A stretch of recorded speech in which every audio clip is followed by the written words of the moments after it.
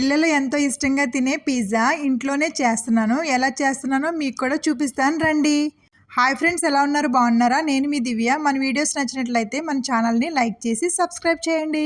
Pizza పిండి కోసం ఒక బౌల్ తీసుకుని కొంచెం డ్రై ఈస్ట్, కొంచెం షుగరు, కొంచెం సాల్ట్ వేసి బాగా కలిపి ఇప్పుడు గోరువెచ్చని వాటర్ కూడా వేసి బాగా కరిగిన తర్వాత మైదా పిండిని వేసి ఉండలు లేకుండా కలుపుకుని మధ్యలో కొంచెం ఆయిల్ కూడా వేసుకుని మూత పెట్టుకుని 30 నిమిషాల పాటు పక్కన పెట్టుకుందాం.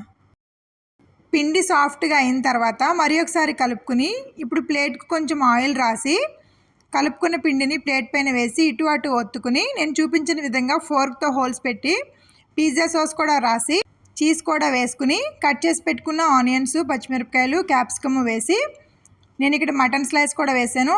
కొన్ని ఆలివ్ గింజలు కూడా వేసి మరి ఒకసారి చీజ్ని కూడా వేసుకుని ఓవెన్ని హీట్లో ఉంచుకుని 20 మినిట్స్ పాటు ఉడికించుకోవడమే. అంతే, ఎంతో టేస్టీగా పిజ్జా రెడీ.